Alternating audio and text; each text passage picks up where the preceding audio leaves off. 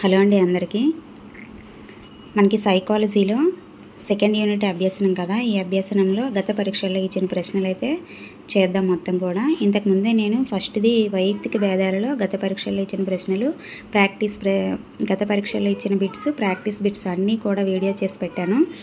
ఇప్పుడు అభ్యసనం చూద్దాము. తర్వాత మూర్తిమత్వం యొక్క బిట్స్ కూడా అన్నీ చేద్దాము. ఇలానే గత పరీక్షల్లో ఇచ్చినవి నెక్స్ట్ ప్రాక్టీస్ బిట్స్ కూడా చేద్దాము.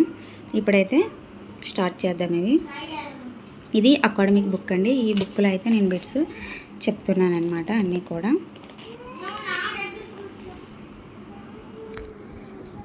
చూద్దాము. సుమంత్ క్రికెట్ ఆడడం నేర్చుకున్నాడు. ఇప్పుడు అతడు కంప్యూటర్ నేర్చుకోవాలనుకుంటున్నాడు. ఈ సందర్భంలో అభ్యసన బదలాయింపు రకం. మనకి అభ్యసన బదలాయింపులు యాక్చువల్గా ఎన్ని ఉన్నాయి? 5 ఉన్నాయన్నమాట. అనుకూల బదలాయింపు, ప్రతికూల బదలాయింపు, శూన్య బదలాయింపు, ద్విపార్శ్వ బదలాయింపు, ఏకపార్శ్వ బదలాయింపు. చూసుకున్నట్లయితే అనుకూల బదలాయింపు అంటే ఏంటి? తొలి అభ్యసనం అనేది తదుపరి అభ్యసనానికి మనకి సహకరించిందనుకో, తోడ్పడిందనుకో, దాన్ని అనుకూల బదలాయింపు అంటారు. ప్రతికూల అంటే ఏంటి? తొలి అభ్యసనం తదుపరి అభ్యసనానికి ఆటంకపరిస్తే దాన్ని ప్రతికూల అభ్యసనం అంటారు. శూన్య బదలాయింపు అంటే తొలి అభ్యసనం అనేది తదుపరి అభ్యసనానికి తోడ్పడదు, ఆటంకపరచదు, రెండు కూడా చేయదనమాట. దాన్ని శూన్య బదలాయింపు అంటారు.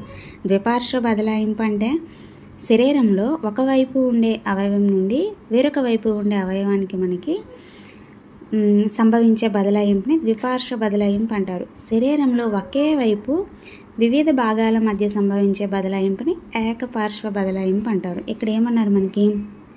సుమంత్ క్రికెట్ ఆడడం నేర్చుకున్నాడు. ఇప్పుడు అతడు కంప్యూటర్ నేర్చుకుంటున్నాడు. అసలు దీనికి సంబంధం ఏం లేదు. అంటే తొలి అభ్యసనం ఏంటి? క్రికెట్. మనకి ఇక్కడ తొలిది క్రికెట్ నేర్చుకున్నాడు, తర్వాత కంప్యూటర్ నేర్చుకోవాలనుకుంటున్నాడు. అంటే దీనిపైన దీని ప్రభావం అనేది ఉందా? ఉండదు. క్రికెట్ ఆడడం కంప్యూటర్ నేర్చుకోవడానికి మనకి ఎటువంటి ప్రభావం కూడా చూపదనమాట. అలాగే సహకరించదు కూడా. కాబట్టి దీన్ని శూన్య బదలాయింపు అంటారనమాట. ఓకేనా? నెక్స్ట్ సెకండ్ బిట్ చూద్దాము. 25 అర్ధరహిత పదాలతో కూడిన జాబితాను గణేష్ 20 ప్రయత్నాలను నేర్చుకున్నాడు. ఫస్ట్ మనకి 25 అర్ధరహిత పదాలతో కూడిన ఒక్క జాబితాను గణేష్ 20 ప్రయత్నాలు చేసి నేర్చుకున్నాడు. ఒక నెల రోజుల తర్వాత అతనిని అదే జాబితాను తిరిగి నేర్చుకోమనగా ఈసారి 14 ప్రయత్నాల్లోనే నేర్చుకున్నాడు. గణేష్ పొదుపు గణన. ఫస్ట్ ఇక్కడ మనకి గణేష్ పొదుపు గణన అడిగారనమాట. ఫస్ట్ అసలు ప్రయత్నాలు ఎన్ని చేశాడు యాక్చువల్గా మనం చేద్దాం. ఇక్కడ దీనికి ఒక సూత్రం ఉంటుంది. అసలు ప్రయత్నాలు మైనస్ పునరభ్యసన ప్రయత్నాలు బై అసలు ప్రయత్నాలు ఇంటూ 100 అనమాట. పొదుపు గణనకి మనకి సూత్రం. మనం చూసుకున్నట్లయితే అసలు ప్రయత్నాలు ఎన్ని చేశాడు? 20 మైనస్ పునరభ్యసన ఎన్ని? 14. అంటే సెకండ్ టైం మనకి 14 బై అసలు ప్రయత్నాలు ఇంటూ 100 మనం చేసుకున్నట్లయితే ఎంత వస్తుంది? 21 జా 25 జా. ఇక్కడ ఎంత? 20 మైనస్ 14 అంటే 6. 6 ఇంటూ 5 30. 6 ఇంటూ 5 మనకి ఎంత? 30 అనమాట. ఇక్కడ చూడండి, ఇక్కడ చేశాను, ఫోన్ సైడ్కి పెట్టినట్టున్నాను. 20 మైనస్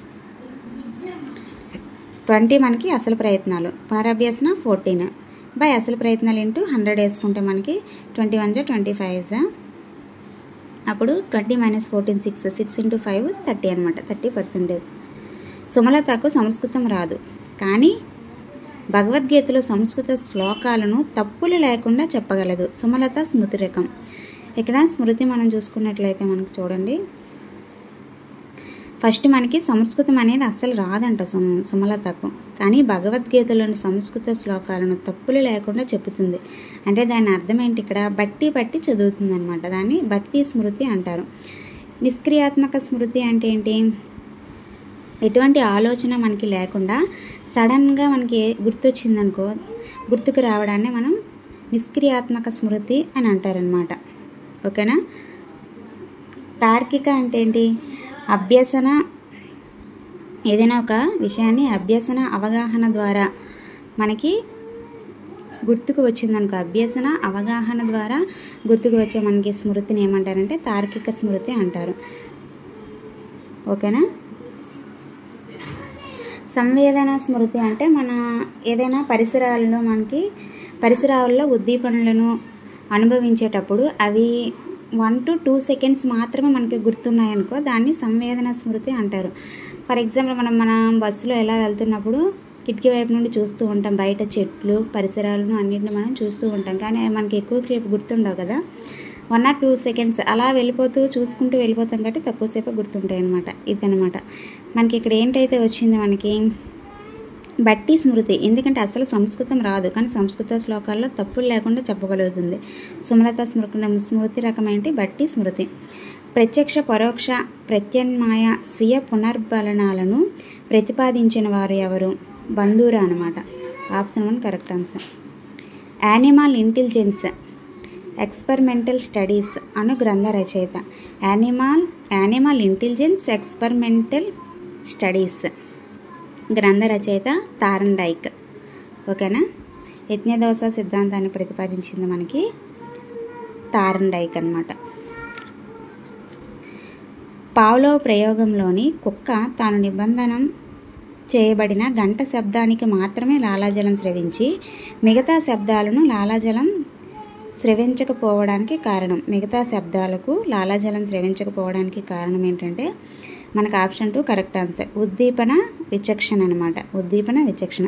ఇలా పెద్ద పెద్ద క్వశ్చన్స్ ఇచ్చేటప్పుడు మనం సైకాలజీలో చదవాలి. 2 times చదివితే ఆటోమేటిక్గా మనకి ఆన్సర్ అనేది తెలిసిపోతుంది. బోధనా యంత్రాలను మొదటిసారి ఉపయోగించిన వారు ప్రెస్సీ. బోధనా యంత్రాలను మొదటగా ఉపయోగించిన వారు ప్రెస్సీ. స్కాఫోల్డింగ్ అనగా సహకారం అందించడం. ఇది ఉంటుంది. స్కాఫోల్డింగ్ అనగా మనకేంటి? సహకారం అందించడం అన్నమాట. మానసిక చలనాత్మక రంగమునకు చెందినది. ఇక్కడ మనకి అభ్యసనలో 3 రకాలు ఉంటాయి కదా. ఏంటి? జ్ఞానాత్మక రంగం, భావావేశ రంగం, మానసిక చలనాత్మక రంగం.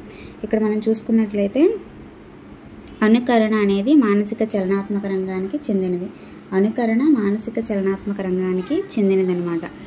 అలాగే విశ్లేషణ, సంశ్లేషణ, వినియోగం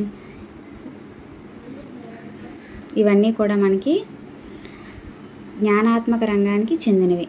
అలాగే ప్రతిస్పందించడం, విలువ కట్టడం అనేవి భావావేశ రంగానికి చెందినవి. గుర్తుపెట్టుకోవాలి. అందులో 3 కూడా చూడండి ఏది సరైనదో సరికానదో మనకి ఇక్కడ ఇచ్చేస్తున్నారు. దేనికి చెందుతుంది అని అయితే క్వశ్చన్ అయితే ఇస్తున్నారు కాబట్టి 3 రంగాల్లో ఉన్న అంశాలను కూడా మనం గుర్తుపెట్టుకోవాలి. ఓకేనా. అనుకరణ మానసిక చలనాత్మక రంగం, విశ్లేషణ అనేది జ్ఞానాత్మక రంగానికి చెందుతుంది, ప్రతిస్పందించడం, విలువ కట్టడం అనేవి భావావేశ రంగానికి చెందుతాయి. అభ్యసనకు అత్యంత తగిన అర్థం ప్రవర్తనలో మార్పు. ప్రవర్తన మార్పు కరెక్టే కదా. అభ్యసనకు అత్యంత తగిన అర్థం ఏంటి? ప్రవర్తన మార్పు. బోధనా ప్రక్రియకు సంబంధించి పియాజే బ్రోనర్ అభిప్రాయాలపై సరైన ప్రవచనం ఏంటంటే బోధనకు పిల్లల పరిపక్వతకు సంబంధం లేదని బ్రోనర్ భావన. బోధనకు పిల్లల పరిపక్వతకు సంబంధం లేదని బ్రోనర్ భావన అనమాట. ఇది మనకి ఏంటంటే అభిప్రాయాలపై సరైన ప్రవచనం. సిసిఈ ప్రకారం కళలు, సాంస్కృతిక విద్యలను చేయవలసిన ఉపాధ్యాయుడు భాషోపాధ్యాయుడు. First option correct. భాషోపాధ్యాయుడు. ఓకేనా. భాషోపాధ్యాయుడు. నోమ్ చామ్స్కీ ప్రకారం క్రింది వానిలో సరికాని ప్రవచనం. మనం ఇక్కడ మాత్రం చూసుకోవాలి. సరికాని సరైన అడిగాడా, సరికానిది అడిగాడని మాత్రం పర్టికులర్గా చూసుకోవాలి. కన్ఫ్యూజ్లో మనం టెన్షన్లో స్పీడ్గా వెళ్ళిపోతాం కదా, ఇది మాత్రం చూసుకోవాలి. సరికానిది అడిగాడు కాబట్టి పిల్లలు కేవలం పరిశీలన, అనుకరణల ద్వారా భాషను అభ్యసిస్తారనేది ఇక్కడ సరైనది కాదనమాట. ఈ 3 కూడా సరైనవి. పిల్లలు పుట్టుకతోనే భాషను అభ్యసించే సామర్థ్యాన్ని కలిగి ఉంటారు. ప్రతి వ్యక్తిలో సార్వత్రిక భాషా విభాగం ఉంటుంది. భాషాపరమైన నిర్మాణాలు పిల్లవాని మేధస్సులో ముద్రించబడి ఉంటాయి. ఈ 3 కూడా కరెక్ట్ ఆన్సర్. మనకి సరికానిది ఏంటంటే పిల్లలు కేవలం పరిశీలన, అనుకరణల ద్వారా భాషను అభ్యసిస్తారనేది మనకి ఇక్కడ రాంగ్ అనమాట. ఉపాధ్యాయులు అకారణంగా దండించడం వల్ల ఉపాధ్యాయుడు అంటే పవన్కి భయం ఏర్పడింది. తర్వాత పవన్ వేరే పాఠశాలలో చేరినప్పుడు అక్కడ ఉపాధ్యాయులు ఎప్పుడూ దండించలేదు. దాంతో క్రమంగా అతనికి ఉపాధ్యాయుడంటే ఉన్న భయం పోయింది. దీనికి కారణం రుణాత్మక పునర్బలనాన్ని నిలిపివేయడం. దీనికి కారణం ఏంటంటే రుణాత్మక పునర్బలనాన్ని నిలిపివేయడం అన్నమాట. కార్యసాధక నిబంధనలో అభ్యాసకుని పాత్ర క్రియాత్మకం. కార్యసాధక నిబంధనలో అభ్యాసకుని పాత్ర క్రియాత్మకం. రాము ఒక సినిమాలోని నటుడి నటనను గమనించి తాను కూడా నిజ జీవితంలో అలాగే ప్రవర్తించసాగాడు. ఇది ఇక్కడ చూడండి. రాము ఒక సినిమాలోని నటుడి నటనను గమనించి తాను కూడా నిజ జీవితంలో అలాగే ప్రవర్తించసాగాడు. ఇది ఏంటంటే మనకి పరిశీలనాత్మక అభ్యసనం అనమాట. దేని కిందకి వస్తుందంటే పరిశీలనాత్మక అభ్యసనం. అతన్ని గమనించి తాను కూడా అలాగే ప్రవర్తించసాగాడు కాబట్టి ఇక్కడ పరిశీలనాత్మక అభ్యసనం. వాక్ అనే పదాన్ని పలకడం నేర్చుకున్న వ్యక్తి టాక్ అనే పదం నేర్చుకోదలిచాడు. ఇప్పుడు అభ్యసన బదలాయింపు ఏంటి మనకి ఇక్కడ అనుకూల బదలాయింపు. దీనివల్ల ఇక్కడ వాక్ అని పలకడం రావడం వల్ల టాక్ అని కూడా ఈజీగా పలకగలుగుతున్నాడు అనమాట. అంటే తొలి అభ్యసనం తదుపరి అభ్యసనానికి తోడ్పడింది కాబట్టి ఇది అనుకూల బదలాయింపు. అవినాష్కు హిందీ అర్థం కాకున్నా హిందీలోని ప్రశ్నలకు జవాబులను ఖచ్చితంగా రాయగలడు. అవినాష్ స్మృతి ఇందాక చెప్పుకున్నాం. ఇది అర్థం కాకున్నా సరే హిందీలో జవాబును ఖచ్చితంగా ఎలా రాయగలుగుతున్నాడు బట్టి అనమాట. బట్టి స్మృతి. ఓకేనా. టాచిస్టోస్కోప్ను దీనిని అంచనా వేయడానికి ఉపయోగిస్తారు. స్మృతి విస్మృతి. ఓకేనా. టాచిస్టోస్కోప్ను దీనిని అంచనా వేయడానికి ఉపయోగిస్తారు. స్మృతి విస్మృతిని అంచనా వేయడానికి ఉపయోగిస్తారు. ఇప్పుడు చూడండి. మాస్లో అవసరాల అనుక్రమణిక సిద్ధాంతం ప్రకారం శారీరక అవసరాలు సంతృప్తి చెందిన వెంటనే వ్యక్తి సంతృప్తి పరుచుకునే అందుకు ప్రయత్నించే అవసరం ఏంటి అంటే రక్షణ అవసరం. ఫస్ట్ శారీరక అవసరాలు ఎప్పుడైతే సంతృప్తి పరిచాయో దాని తర్వాత సంతృప్తి పరుచుకునే అందుకు ప్రయత్నించే అవసరం ఏంటంటే రక్షణ అవసరం. ఓకేనా. ఇది ఏ సిద్ధాంతం ప్రకారం? మాస్లో అవసరాల అనుక్రమణిక సిద్ధాంతం ప్రకారం. సమరూప మూలకాల సిద్ధాంతాన్ని ప్రతిపాదించింది ఈఎల్ థార్న్డైక్. ఓకేనా. EL Thorndike. వైగోట్స్కీ సిద్ధాంతంలో వికాసానికి సంబంధించిన ఈ అంశానికి ప్రాధాన్యత ఇవ్వలేదు. వైగోట్స్కీ సిద్ధాంతంలో వికాసానికి సంబంధించిన ఈ అంశానికి ప్రాధాన్యత ఇవ్వలేదు. జీవ సంబంధమైన అంశానికి ప్రాధాన్యత ఇవ్వలేదు.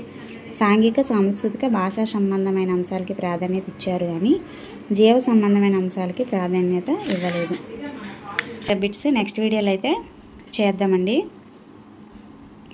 వీడియో నచ్చితే ఖచ్చితంగా ఒక లైక్ చేయండి. వీడియో ఎలా అనిపించిందో కామెంట్ చేయండి. నెక్స్ట్ బిట్స్ మీ వరకు రావాలంటే ఛానల్ని సబ్స్క్రైబ్ చేసుకోండి. థ్యాంక్ యూ ఫర్ వాచింగ్ అండి.